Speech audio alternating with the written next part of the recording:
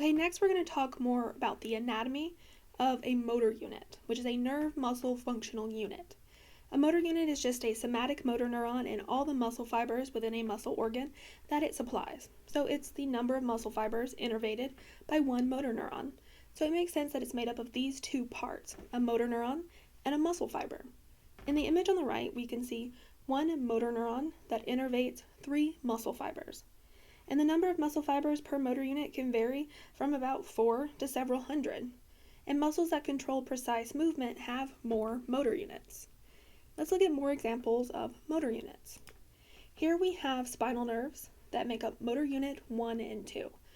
Motor neuron 1 innervates 2 skeletal muscle fibers, and motor unit 2 innervates 3.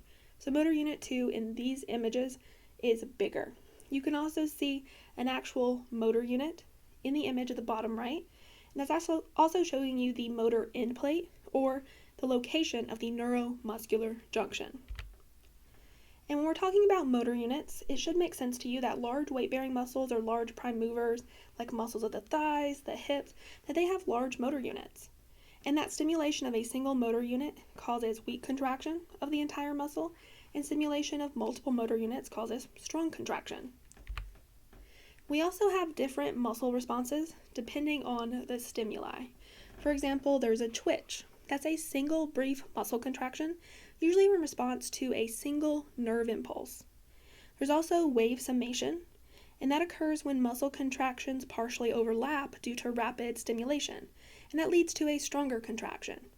There's unfused tetanus, which is a series of rapid muscle contractions with partial relaxation between them. And there's also fused tetanus, which is a sustained maximal muscle contraction with no relaxation between stimuli, and it represents the strongest possible contractions. There's some key points to differentiate between the different types. A twitch is not considered a graded muscle response or a healthy muscle response because it doesn't generate enough tension to really do much.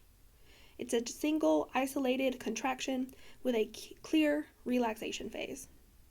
Whereas wave summation, unfused tetanus, fused tetanus, they're going to be what we call graded muscle responses. And we can see that in the image down here at the bottom. With the twitch, we see one initial stimulus and a quick buildup of tension, and then it falls because the muscle goes back to relaxing. With a wave summation, we see multiple stimuli and they add up. They increase tension before finally having the muscle relax. With unfused or incomplete tetanus, we're seeing a series of rapid stimuli with just partial relaxation between them, whereas with fused or complete tetanus, we're seeing no relaxation stage between the multiple stimuli, and we see an increase in the frequency of stimuli, producing a change in strength of the stimulation. Now, fused or complete tetanus is rather rare. We would see that more with, say, superhuman strength. More commonly in everyday life, we would use incomplete tetanus, where we have time between the twitches, where there is a little bit of relaxation, but we still see quite a lot of greater wave summation. This could result in a quivering muscle contraction if the muscle is fatigued, but generally is quite useful. And wave summation functions generally to produce a smooth, continuous contraction.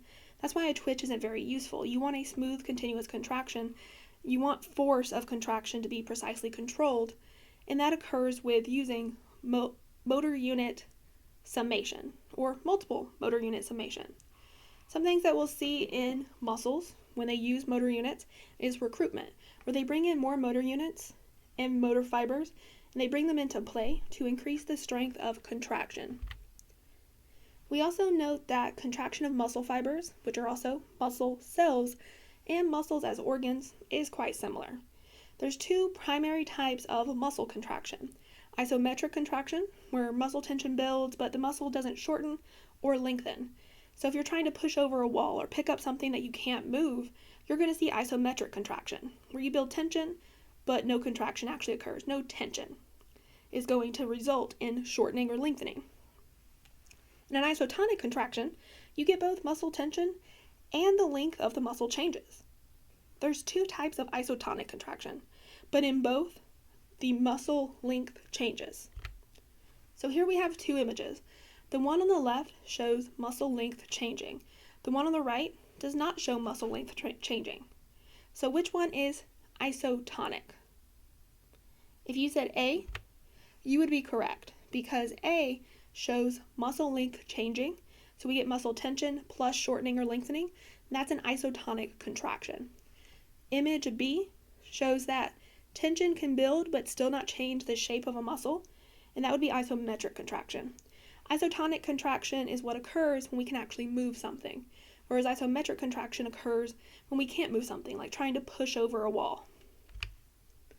And in isotonic contractions, we mentioned a change in length, but it could be a shortening or a lengthening. So there is two types of isotonic contractions. There is concentric isotonic contractions, where the muscle shortens and does work, like when you pick up a book or kick a ball, and eccentric isotonic contractions, which are a little rarer because the muscle actually contracts as it lengthens, but we see it in some muscles, like your gastrocnemius, which is your calf muscle, such as when you're walking up a hill. There's also something called muscle tone that stabilizes bones and joints. So even when you're relaxed, skeletal muscles are almost always slightly contracted. And this is helpful because it keeps muscles firm and healthy and ready to respond. And muscle tone is due to spinal reflexes that activate one motor unit and then another to just keep your muscles ready to react. And this allows for a response to activation of stretch receptors and by muscles and tendons at a moment's notice. So muscle tone, while it doesn't produce active movements, is still really important for the stabilization of bones and joints that it provides. Our next process that we're going to look at is muscle metabolism. So this is going to be looking at the energy that's needed for contraction, which is provided by ATP. It's really the only energy source that's used directly for contractile activity. But we do store very little ATP in muscles, only about 4 to 6 seconds worth. So there are some alternative methods of muscle metabolism when we rebuild that ATP.